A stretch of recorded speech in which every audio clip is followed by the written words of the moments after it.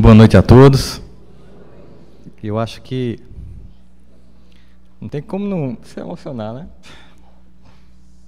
Porque a gente está vivendo um momento de profundo ataque da família humana. A gente está vivendo um momento de um sentimento de desespero nas pessoas. E eu sinto isso porque eu passo o dia ouvindo pessoas, eu passo o dia conversando com pessoas, eu passo vendo as notícias, eu vejo famílias humanas tentando sair de países conflagrados em guerra, com os filhos violentados, traficados por sexo, a Europa fechando as portas. A gente vê cenas de um mundo que parece que não tinha mais sentido de existir. E diante disso, os dramas das nossas famílias, que parecem imensos, se tornam pequenos e nos fazem refletir sobre a necessidade da gente repensar a forma como a gente vive a vida. Quando a gente pensa na manifestação maior que Deus trouxe para a Terra e na expectativa que tinha sobre ela, através dos profetas, de que um Senhor de exércitos viesse com toda a honra e toda a glória, abrindo as portas de Israel, num símbolo de poder físico sobre a terra, se abatendo sobre os dominadores do povo judeu e se vingando daqueles que tinham humilhado o povo prometido, nasce uma criança num estábulo com o pai e com a mãe. E esse símbolo que parecia de uma extrema fraqueza diante da expectativa de um Messias, com todo o poder que as pessoas encararam como sendo um poder bélico, um poder militar, parecia de algo tão pueril, tão simples, sem sentido, como alguém nascido de uma mãe e de um pai tão simples, um carpinteiro e uma mulher comum, poderia de fato construir algo que modificasse a história humana. Qual seria o segredo para aquele momento marcar a trajetória humana e qual o impacto e a importância daquele nascimento naquele contexto? Por que Deus escolheu uma família simples para manifestar o esplendor de sua glória? Essa é hoje talvez a pergunta que muitos se façam e a resposta que muitos já tenham se dado, porque por mais difícil que seja o contexto familiar, e ele é, por mais difícil que seja o contexto de estarmos juntos, e ele é, por muitas vezes nós nos odiarmos e às vezes nós nos odiamos, ao final das contas, quando tudo dá errado, quando aqueles amigos que parecem ser as pessoas que vão nos socorrer, quando aquelas pessoas lá de fora parecem que nos compreendem, ninguém mais em casa entende a gente, quando a gente está caído, é em casa que a gente encontra tudo de volta. Mesmo que a gente tenha muitos sentimentos e ressentimentos, é uma coisa comum na experiência humana, mas quando tudo dá errado, é lá para a casa do pai que a gente volta encabulado, filho pródigo, achando que não merece nem abraço, não merece comemoração, não merece nem cuidar dos porcos do pai. E toda a manifestação do Evangelho, da Gênesis ao Apocalipse, é um chamamento para a reconciliação. Hoje, na trajetória humana, nós vemos ataques profundos ao contexto familiar. Nós vivemos hoje uma sociedade totalmente voltada para um alcoolismo exagerado, em que se cultua o prazer absoluto como uma forma de expressão de juventude. É como se ser jovem hoje fosse alguém que só pudesse manifestar essa juventude se fizesse tudo o que dá na cabeça. E os pais parecendo aqueles que estão, as pessoas que impedem a felicidade. O que nós vemos dos pais que não cumprem esse papel de moer, de irritar, de aperrear, de pedir, de importunar, de vigiar, de mexer no telefone, de mexer dentro do guarda-roupa, de procurar saber com quem você não está na escola, quem é seu amigo, se lhe perturbar o tempo inteiro, lhe pedir para tirar a toalha, levantar a tampa do bidê, tudo que você imaginar, o pai e a mãe que não faz isso, depois se arrepende amargamente, porque simplesmente não cumpriu o seu papel, encontram criaturas despreparadas, educadas por um mundo doente e patológico, em processo de rota-colisão com a própria vida, se destruindo em drogas, em álcool, se perdendo na própria existência.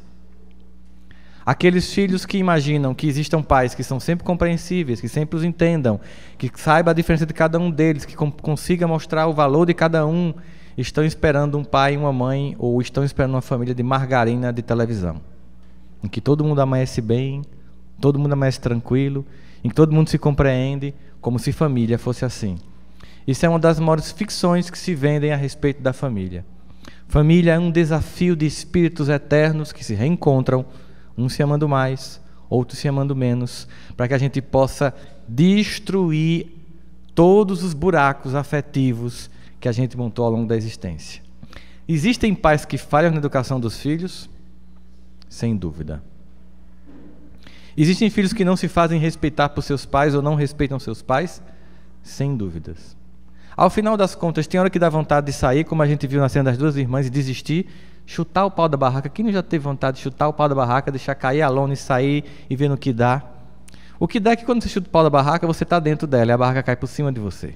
Quem já teve essa experiência de fazer isso, percebe que no final o que falta fazer é levantar tudo de novo e começar a construção da barraca, porque não tem um plano B para a família. Às vezes você pensa, não suporta esse pai. É impressionante, porque desde que se começou a estudar comportamento humano, a coisa mais comum que acontece nas chamadas constelações psicológicas é que toda vez que eu odeio um pai, eu caso com um homem igual a ele. Pior, porque pai, eu ainda tenho que tolerar e vou dormir no outro quarto, marido não. Quando eu não detesto aquela mãe, dá um jeito, eu caso com uma mulher igual àquela. Por quê? Porque Deus vai repetir a experiência até eu aprender.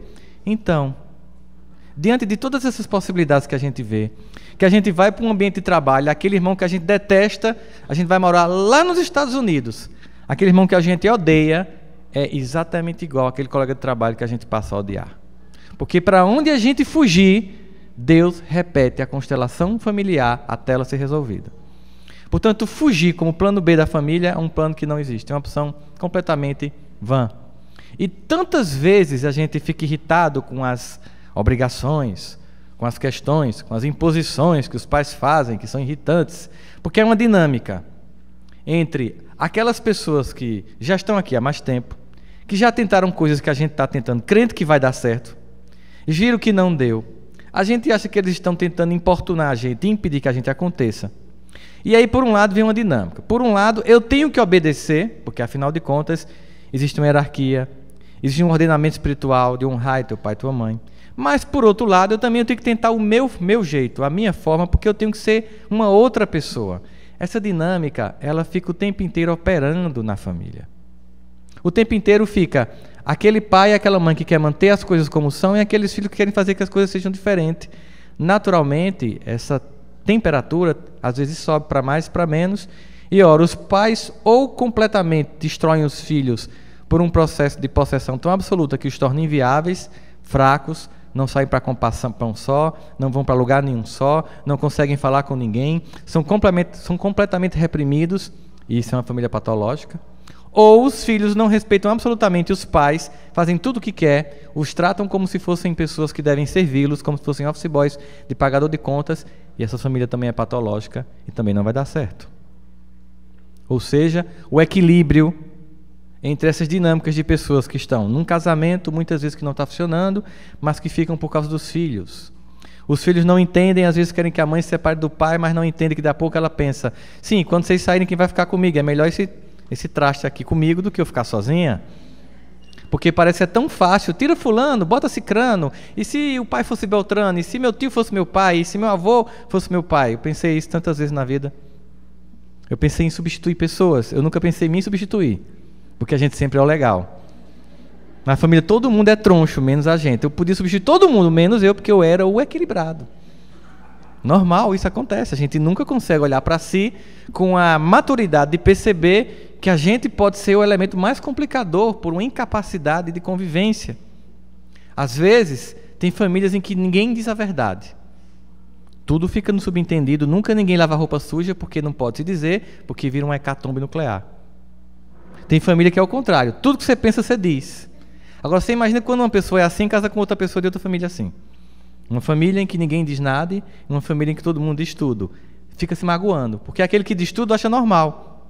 Aquele que não diz nada se sente agredido. E aí o que é que faz?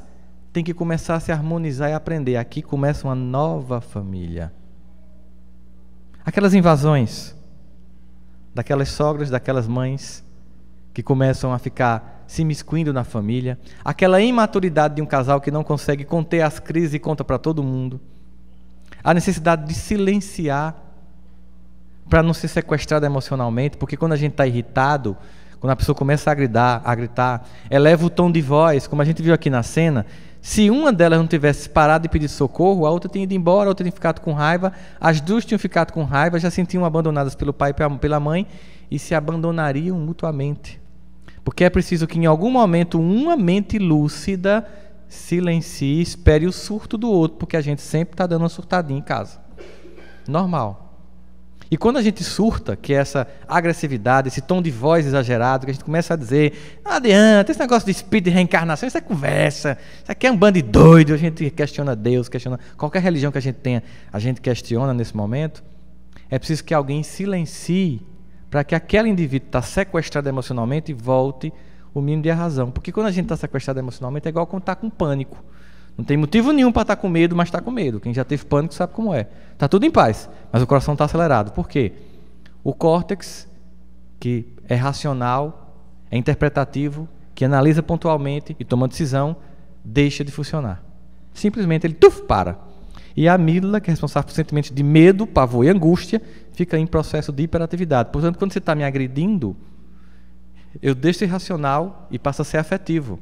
E se a mesma coisa acontecer com você, são duas pessoas que não estão pensando em absolutamente nada do que estão dizendo, estão se magoando em sequência como uma metralhadora, puxando o Serasa, porque a gente conhece.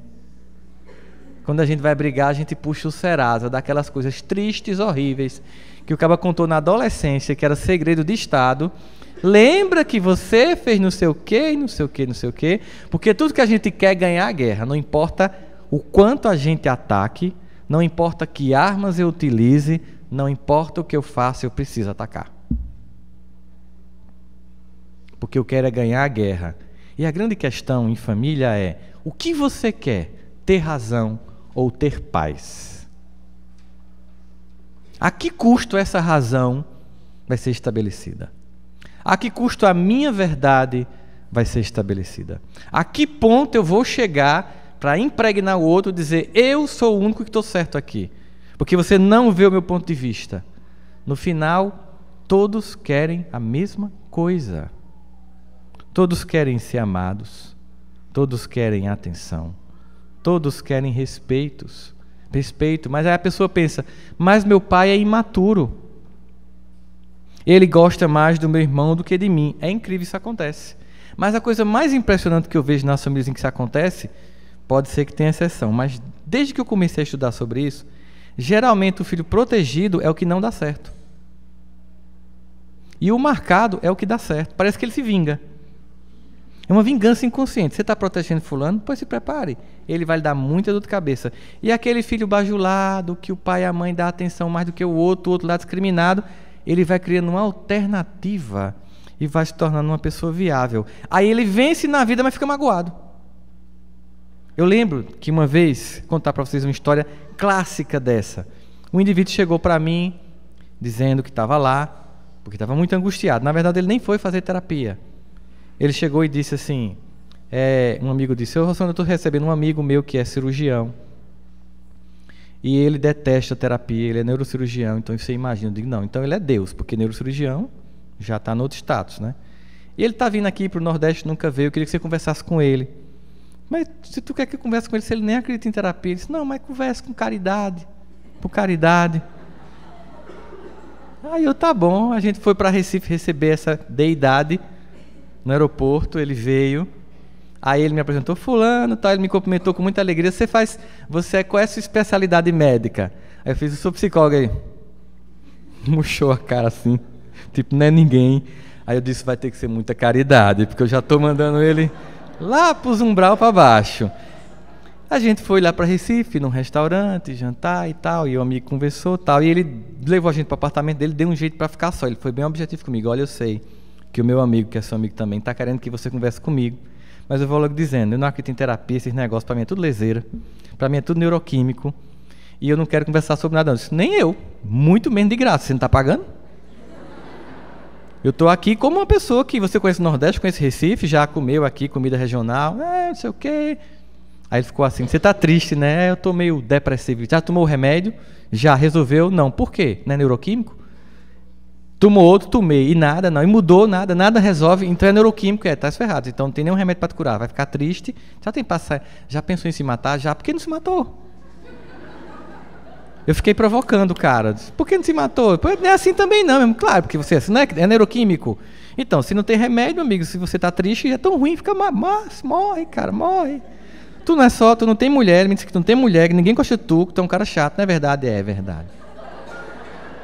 Eu acho que a única pessoa que me suporta é esse meu amigo. Eu disse também, só ele, porque nem eu, sinceramente, quando tu me recebeu no aeroporto, eu disse, que cara chato. Então, na verdade, tu faz tudo para afastar todo mundo de tu. Eu queria saber por quê. Por que você tem uma necessidade de distanciar todo mundo de você? E o que te faz infeliz hoje? Se eu disser, você vai rir. Eu digo, eu sei, eu vou rir, pode dizer.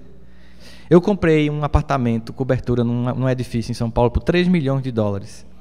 E no dia que eu fui para a inauguração, eu me senti o menor de todos. E eu sempre me sinto assim em todo canto. Eu disse, isso é químico? Ele disse, não sei. Disse, conta a tua infância. Ele disse, lá vem tu com Freud. Eu disse, deixa Freud. Vai falando. Porque não pode isso surgir do nada. Não pode ser neuroquímico. Para você se sentir tão menor. Certamente não é difícil, só tem uma cobertura. Né? Ele disse, então você tem um apartamento mais caro e se sentiu o menor de todos. Sim. Por quê? Porque eu me sinto assim desde criança. Eu disse, já sei. Tem a ver com um irmão teu e um pai teu. Porque é batata.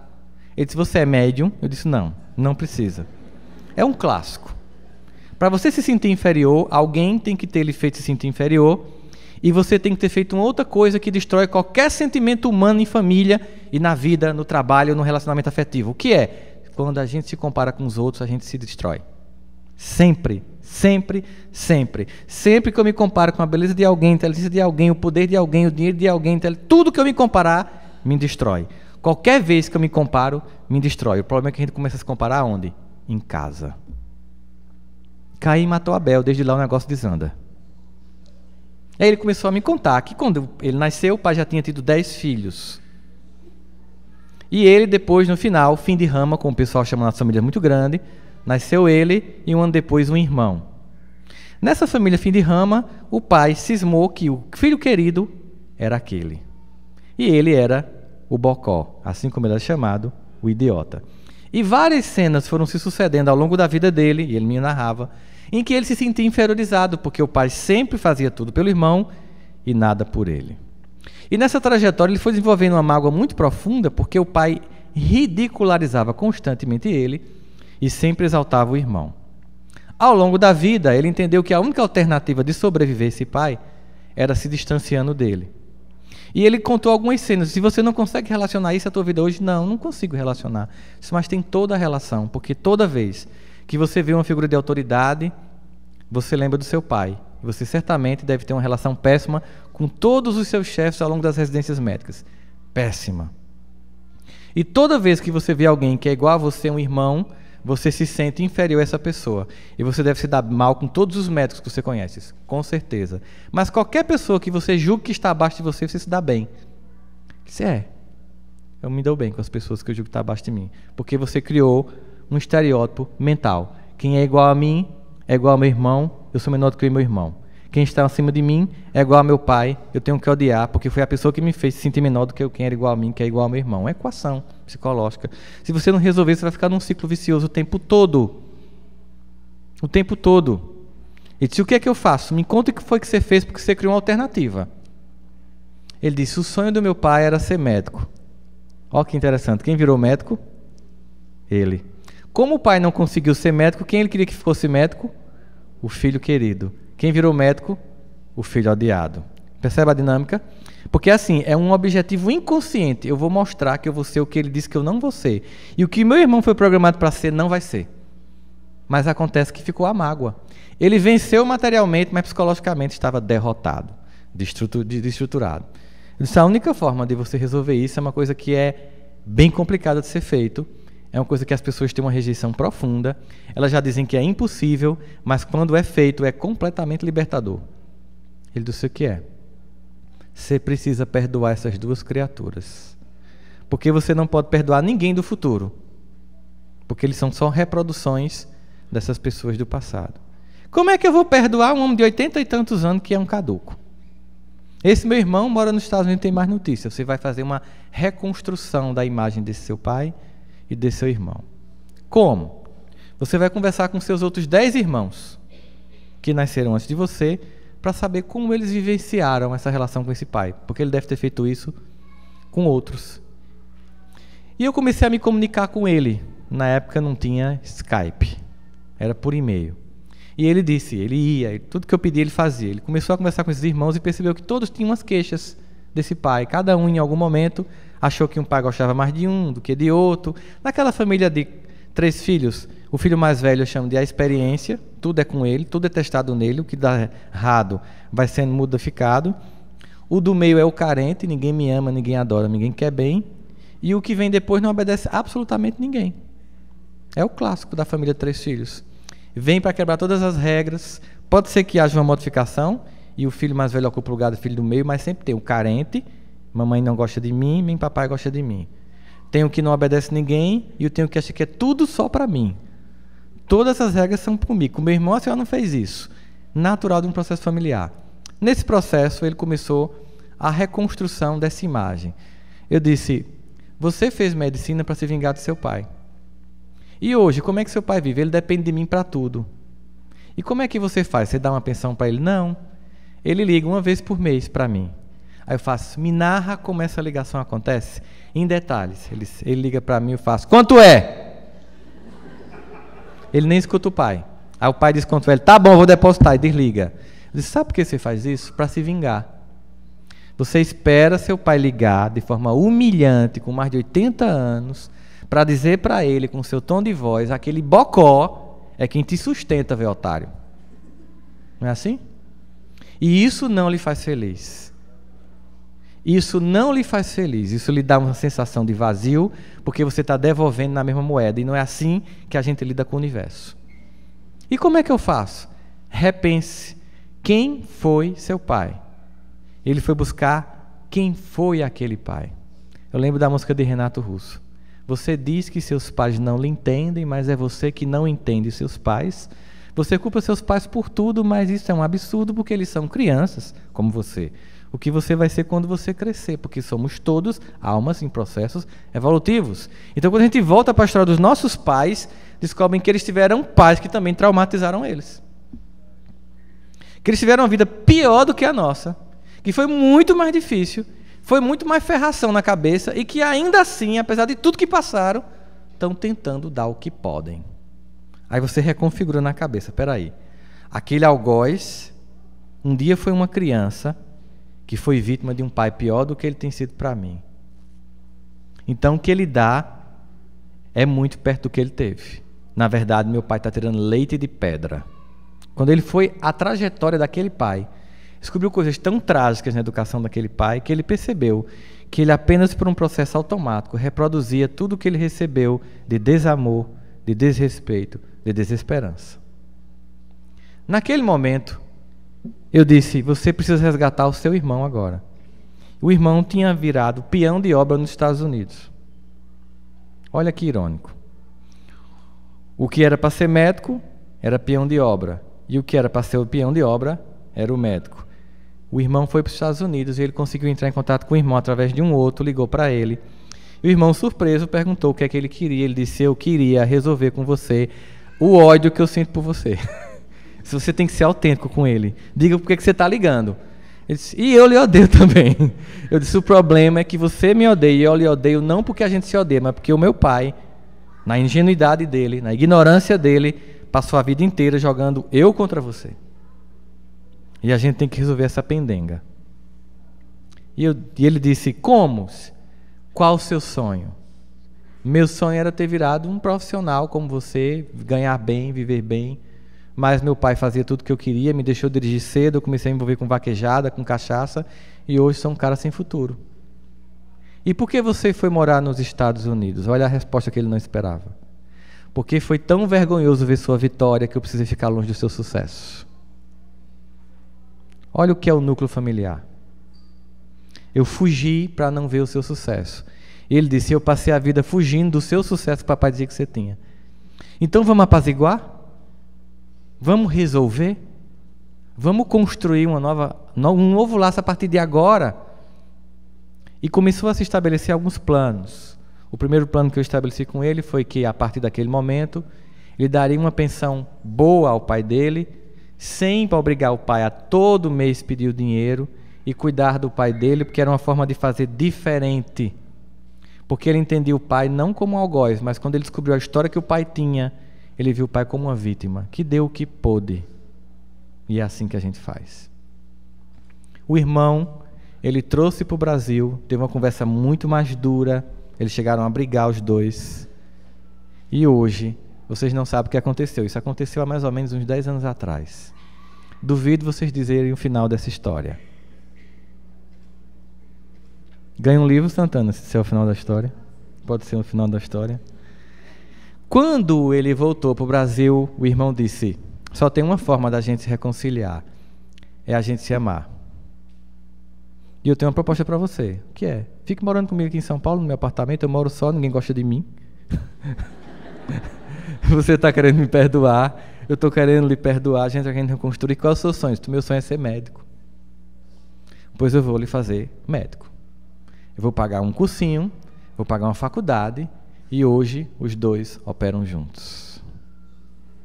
Porque em algum momento alguém decidiu que não era mais tempo de ressentimento, de encontrar culpado, de acusar, e apenas refazer o caminho. Toda vez que você quer encontrar culpados, você encontra quem acusar. Quando você acusa, você se justifica.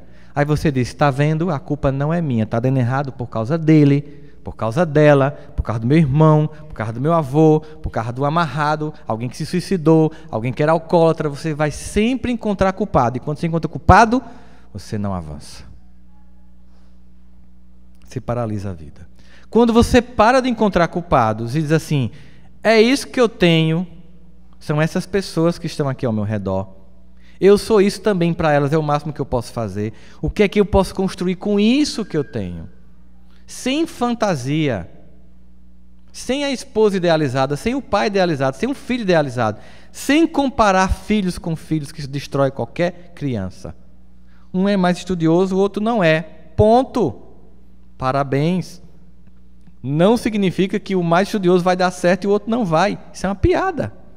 Tem gente que é um estudante medíocre durante todo o colégio, quando vai trabalhar, vira um sucesso. Tem gente que é um estudante CDF durante toda a escola, quando vai trabalhar, é um medíocre. Porque a vida surpreende o tempo inteiro. Criar estereótipos para medir pessoas é uma forma de torturar filhos, de torturar pais, de torturar relacionamentos. Se comparar com as pessoas é uma forma de se destruir, se desconstruir e se sentir inferiorizado e menor. Deus quer que a gente seja autêntico como a gente é. Não tem ninguém igual a gente. O DNA é igual? Não. A polegar é igual? Não. A íris de olho é igual? Não. Então a coisa mais ridícula que pode ser numa mente humana é querer imitar outro. Nós temos que ser quem somos. É o que tem para agora no projeto de Deus. Nós já fomos tantas coisas em outras vidas, já tivemos poder, beleza, tudo, a gente já usou mal tudo isso. E cada encarnação tem objetivos de aprendizado. Então o foco tem que ser o que eu tenho para agora. O que eu vou fazer agora, no momento que eu paro de procurar lá fora os recursos que eu imaginava que só lá fora estava, eu começo a perceber que tem aqui dentro. E ao invés de encontrar culpados, ao invés de apontar dedos, eu começo a buscar recursos em mim. E esse processo reconstrói as possibilidades. Porque quando não depende mais dos outros, quando não é mais por causa do meu pai, da minha mãe, do governo, enfim, de tudo que eu posso encontrar como culpado, volta para mim, por um lado é angustiante. Porque se eu não tenho mais culpados, agora a culpa é minha. E é angustiante, dá medo. É melhor continuar tendo alguém para apontar. Mas se não, por um outro lado, se voltou para mim, se está na minha mão, eu posso até me sentir fraco. Eu posso achar até que eu não tenho condição, mas se está na minha mão, a partir de agora, com as forças que eu tiver, eu vou começar a mudar o jogo. Eu vou começar a mudar, porque depende de escolhas que eu estou fazendo. As pessoas vão continuar difíceis ao meu redor? Vão. A minha família vai continuar tendo problema? Vai. É somente a minha? Não. Se a gente fizesse hoje uma experiência de abrir esse microfone para cada um aqui ver dar um depoimento do que é que vive, ia ser um chororô triste. Ao mesmo tempo ia ser alentador, porque a gente ia ver, meu Deus, tem coisas piores do que eu passo e as pessoas enfrentam. Não existe gente Ninguém no mundo de hoje, um planeta em transição, regurgitando de angústia coletiva e individual, não tem gente zen, não tem gente feliz, tem gente fingindo, tem gente metendo cachaça no final de semana inteiro para escassar a vida desgraçada que tem. Tem gente se drogando tudo para esquecer a vida miserável que escolheu. Poucas pessoas aguentam no cru a vida como ela é, porque ninguém enganou dizendo que a gente está aqui na Ilha de Caras. É um planeta difícil, que a doutrina espírita diz, mundo de expiações e provas, Jesus dizia, o mundo jaz no maligno. E tem gente que acha que está aqui de férias. Tá não. Mas apesar disso, se é tão hostil o ambiente planetário, existe tanta competição, tanta concorrência, tanta comparação, tanta destruição, tanto desvio, tanta queda, tanta mortandade, um lugar que é desafiador e que é difícil continua a ser o único porto seguro, com toda a loucura que nos recebe sempre que tudo dá errado, com oportunidade de refazimento. Mesmo que a gente escute, eu sabia que ia dar errado, eu não falei para você que ia dar errado. Mesmo que a gente escute essa ironiazinha, é quem recebe no final.